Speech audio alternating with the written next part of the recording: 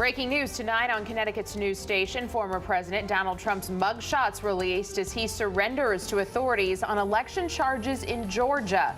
We'll show you what happened at his booking tonight. And here comes the rain again, several rounds through the day on Friday. We'll talk about the biggest threats and what's in store for the weekend. Also, we're hearing from Connecticut's Attorney General after an audit accuses his office of costing the state millions of dollars from past settlements. Breaking news now on Fox 61, Connecticut's news station. We start with former President Donald Trump surrendering to authorities in Georgia in the fourth criminal case he's facing. Good evening. I'm Sarah Sanchez. And I'm Brent Harden. Thanks for joining us tonight. Trump and 18 other people are accused of plotting to overturn Georgia's 2020 election loss. Let's go right over to Fox 61's Ben Goldman in our breaking news center tonight to tell us what happened. Ben? Well, Brent and Sarah, former President Trump is facing more than a dozen charges tonight related to his efforts to overturn his 2020 election loss in Georgia. A historic first happened tonight as the Fulton County Jail took the very first mugshot of a former U.S. president. Here's that photo of former President Trump released by the Fulton County Sheriff's Office a little more than an hour ago tonight. Trump is facing 13 charges, including racketeering under the RICO Act, which has been used to prosecute members of the mafia and other organized crime organizations. His booking information lists his self-reported height as 6'3" and his weight at 215 pounds. He's also listed with blue eyes and blonde or strawberry hair. Trump left his Bedminster, New Jersey home earlier today and landed at Atlanta's Hartsfield-Jackson Airport at around 7 p.m. Tonight's booking comes just one day after the first Republican primary debate in Milwaukee, which Trump did not attend despite seeking another term in office. Trump was then taken by motorcade to the Fulton County Jail for his booking tonight, which took about 16 minutes. Trump was released on $200,000 bond and headed back up to New Jersey. District Attorney Fani Willis says that she wants Trump and the 18 other defendants arraigned early next month. Before Trump's return flight, he spoke at Atlanta's airport. He repeated his false claim that the 2020 election was stolen. He also accused the prosecutors of being politically motivated. I thought the election was a rigged election, a stolen election, and I should have every right to do that. What they're doing is election interference. They're trying to interfere with an election. There's never been anything like it in our country before. This is their way of campaigning. The Fulton County Sheriff says 7 of the 19 defendants still have not surrendered. They have until noon tomorrow to turn themselves into authorities. And just less than 30 minutes ago here tonight, former President Trump posted on Twitter for the first time since 2 days after the deadly January 6th Capitol insurrection in 2021. He tweeted his mugshot and a link to his campaign site along with the caption, "Election interference, never surrender." In total, Trump is facing 91 criminal charges across 4 different cases. In separate federal cases, he's charged in his attempts to overturn the 2020 election results and in classified documents found at his Mar-a-Lago estate. He's also facing campaign finance-related charges for a hush money payment given to a porn star in order to hide an affair with her. We'll continue to bring you updates as soon as we learn more. But for now, in the Breaking News Center, I'm Ben Goldman, Fox 61 Connecticut's news station. Sarah. All right. Thank you, Ben. Our coverage of former President Trump's Georgia arraignment continues at 10:30 tonight. Our verified team will tell us what would happen to the former president if he violates his bond conditions.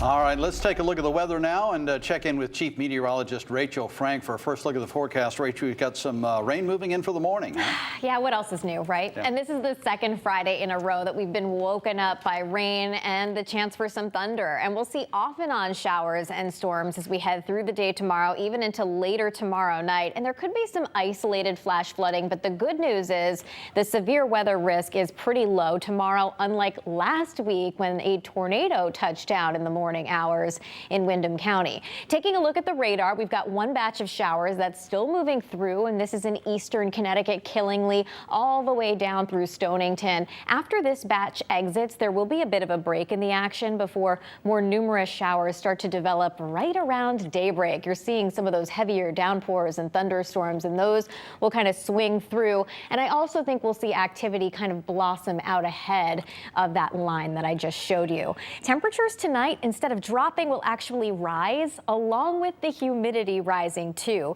So we wake up tomorrow with showers. There will be a chance for some locally heavier downpours and even a chance for a rumble of thunder in parts of the state. It will be breezy and wet at times. As we head through the afternoon, it's not as wet as the morning, but you still need your umbrella kind of off and on. Even into the evening, there could be a shower or a thunderstorm before we try to dry things out. The weekend is better, but it's not perfect. We'll talk about it. Your full forecast coming up. All right, Rachel, thank you. We have breaking news tonight from Cheshire, where we've learned of another attack on a prison official inside the Connecticut prison system. The union representing Connecticut correction officers says an officer was attacked by an inmate at the Cheshire Correctional Institution this evening. According to the union, the officer was protecting an inmate who was being attacked by another inmate. This attack comes just days after 2 officers were stabbed inside Garner Correctional Institution in Newtown. The union says the officer suffered significant injuries to the face and body. Killingly police are searching for a person who cashed a fraudulent check. The incident happened a week ago at Hometown Bank in Danielson. The person reportedly cashed the check and then failed to make a similar transaction at the Hometown Bank branch in Woodstock. If you recognize this person, call Killingly Police or State Police Troop D. An Amazon driver is in jail tonight, accused of shooting an Uber driver who was driving him to work. It happened this morning near the Amazon facility in Stratford. Fox 61's Carmen Chow tells us what happened and where the investigation stands tonight. Police have identified the Amazon driver as 26-year-old Anthony Van of Bridgeport, and they did find 3 loaded guns on him, and he has been charged with attempted murder. Now, the scene has been cleared, but we still want to show you remnants from the shooting left behind. You can see a lot of that shattered glass in the parking lot and out in the roadway. Police say when officers arrived on the scene, the suspect, a subcontracted Amazon driver, was found behind a nearby building. It turns out the Amazon driver shot his Uber driver several times while being driven to work. The Uber driver managed to drive away after being shot. Eventually, the Amazon driver reached out to police to turn himself in and was in custody approximately 20 minutes after the shooting. Police were on scene for several hours combing for evidence, looking to see if other cars were shot at and talked to witnesses. He reached out to dispatch to surrender himself. Officers approached him and he surrendered without incident, and he was taken into custody. Police believe this was an isolated incident, so there is no concern for public safety. The Uber driver is also set to be okay, but they have not yet been identified. A van is being held on a $1 million bond, and he's expected back in court later this month. Reporting in Stratford, Carmen Chow, Fox 61, Connecticut's news station. The Navy is giving its most expensive contract for one type of helicopter to a maker in Connecticut. Sikorsky will receive $2.7 billion to build 35 CH-53K helicopters. The contract also includes 8 more of the helicopters for the Israeli Air Force. Senator Richard Blumenthal says the contract will boost national defense and our state's economy. Deliveries of the helicopters will begin in 2026. New here at 10, a new report by state auditors suggests poor accounting from the Office of the Attorney General, William Tong, could have cost the state millions of dollars from past settlements. The audit also finding the AG's office may be in violation of some state regulations. Fox 61's Jake Garcia joins us in studio tonight to help break down the report and tell us how the Attorney General is responding. Jake. Well, Brent and Sarah, the report released just yesterday found William Tong's office needs improvements when it comes to keeping track of settlement money received by the state and lack of overseeing overtime pay for employees at the start of the pandemic. The audit saying because of these shortfalls, the state may not recoup millions of dollars. So we asked the Attorney General point blank about these claims.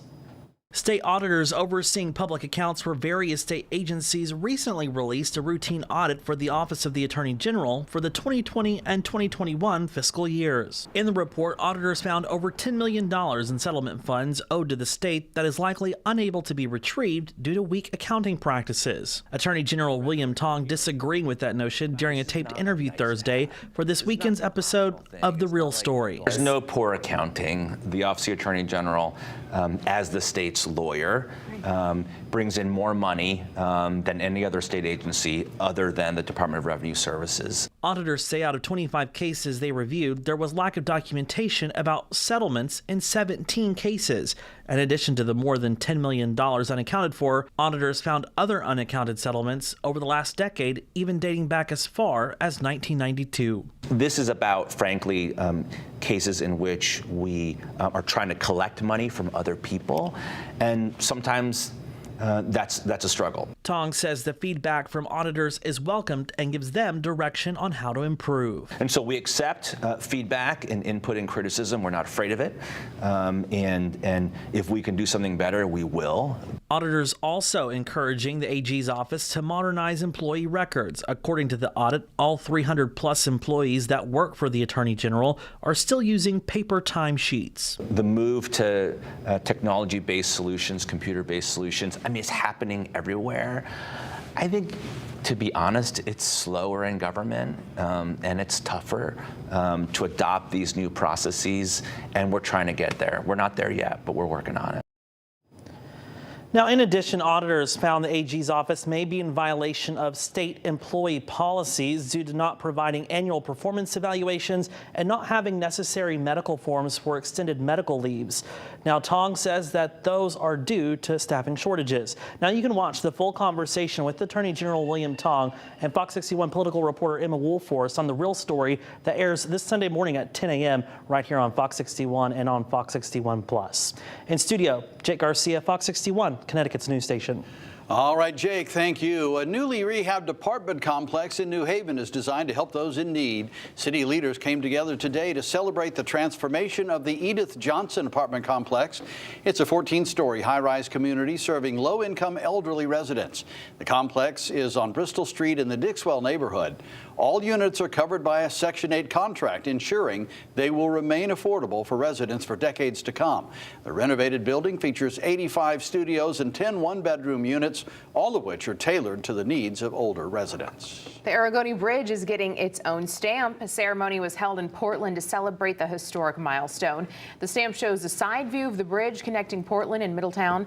It's one of 4 stamps being issued in honor of famous bridges across the United States. We celebrate today the 85th anniversary of the dedication of this vital bridge and the United States Postal Service's recognition of its importance by issuing this stamp. The stamp's worth 25 cents, and strips of the stamps can be purchased at the Portland Post Office.